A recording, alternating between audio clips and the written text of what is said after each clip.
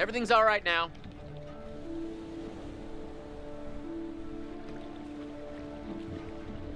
Oh, nothing. Your brother just took it upon himself to blow up my grill. Conrad, what is wrong with you?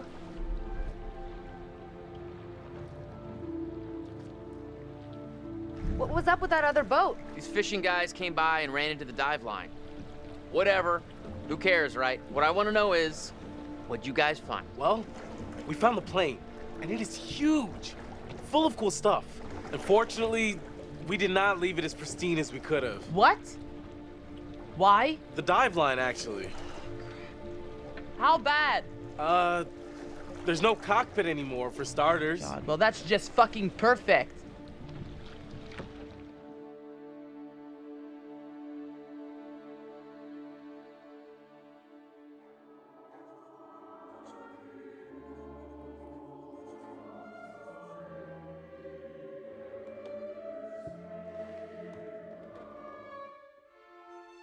You're getting to know these intrepid adventurers then. Alex and his little brother Brad, trying to swim with the big fish. Both seem out of their depth. And Julia, the love of Alex's life, and he the love of hers. What about Conrad? A bold fellow, you might say. Or maybe you'd say arrogant.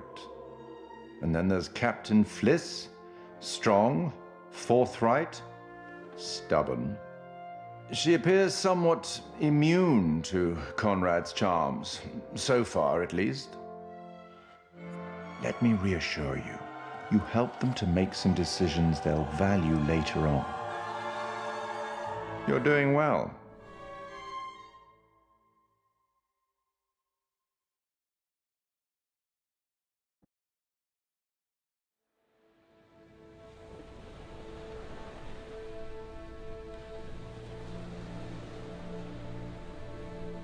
How well preserved was the plane?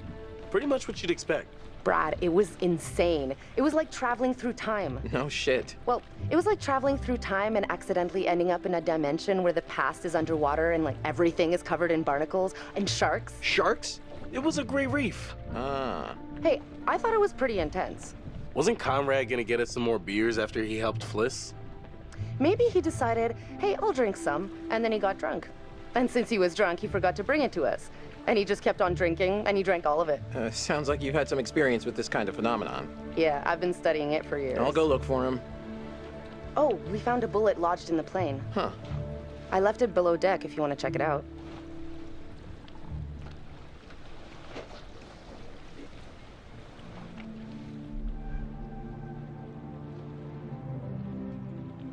Alex, you're like an open book with a 50-point font. I can read you from a mile away. Something's up. It's nothing. I'm fine. Bullshit. You're like Monsignor Mopington over here. Julia, are you happy?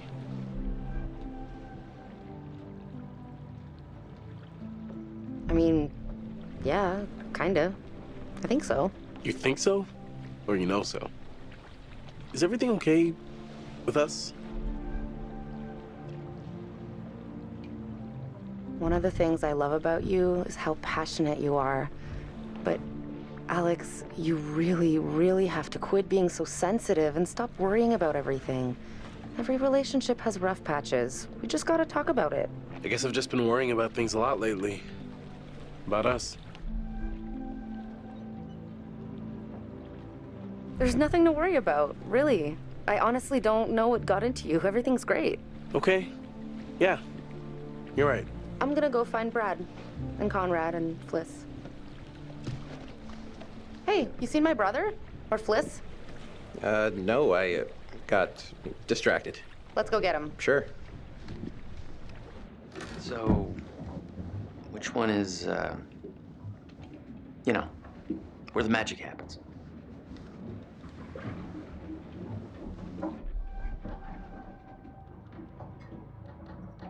On behalf of my family, I'd like to apologize for my brother acting like a horny fifth grader. It's okay.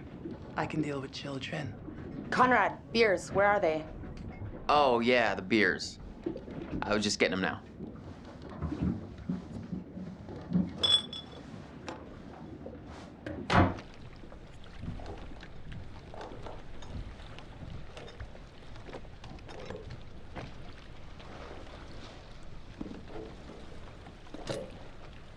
All right, now that everybody's here, let's take a look at the navigator's pad we found. Maybe we can figure out why the plane was out here. Where'd you put it? It's in your case. Okay, I'll go get it. Hey.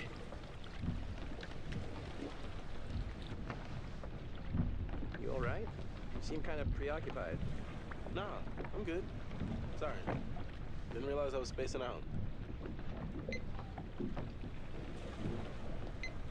So, does the accident mean we can't do any more diving? Let me just say this once more for the record.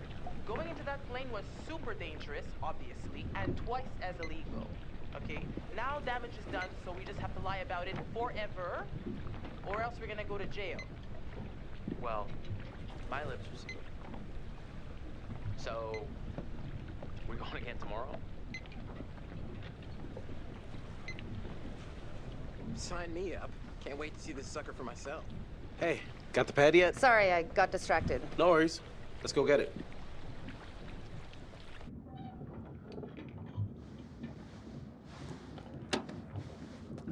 Got it. Let's go up. Come here, you vixen. Easy, Tiger. We should get back. Right here.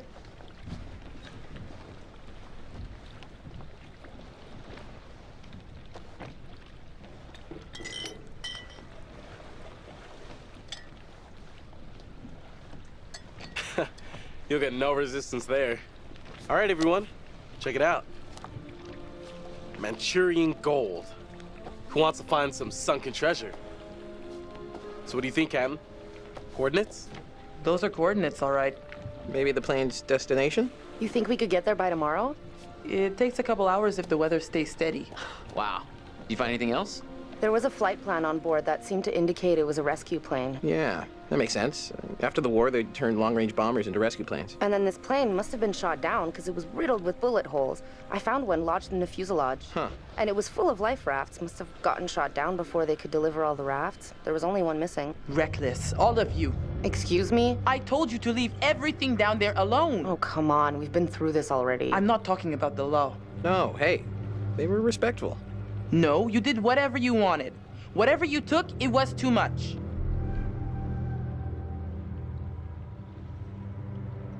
You're right. We should have been more careful. That's not me. I'm sorry. Okay, maybe. I don't know you. You should have never gone down to that plane in the first place. It's bad luck. You think you can scavenge down there and it makes no difference, but every single thing you bring back has an essence. It's like a ghost you invite to the surface. Here we go. Huh. I never thought about it like that. You never think about much of anything. Well, maybe I never heard about such cool ghost stories. They're not cool ghost stories. Not like for fun. People drown in these waters and you have to respect their resting place. Damn straight. Brad, you got a fun ghost story, right? Yeah, I heard a story. Happened right around here, too. Let's hear it. We could all use a good show.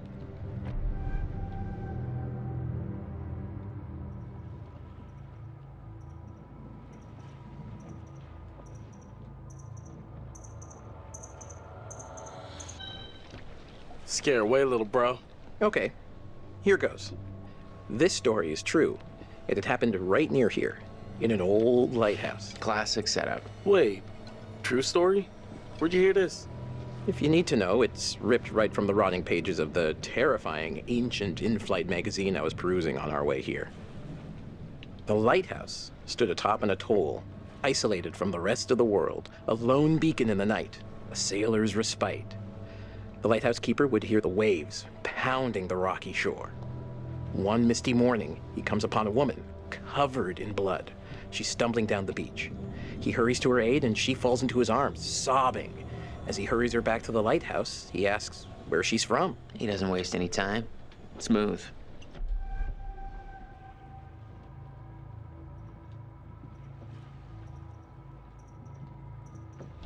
He of the one-track mind.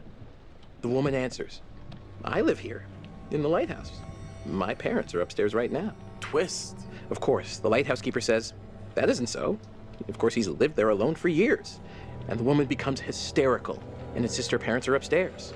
So, they go to the top of the lighthouse, and there, Splayed out on the floor is a man and a woman brutally murdered with an axe. Always an axe. I mean, do people even use axes anymore? I'm just reporting the facts, cliches and all. Chopped up into little tiny giblets with an axe.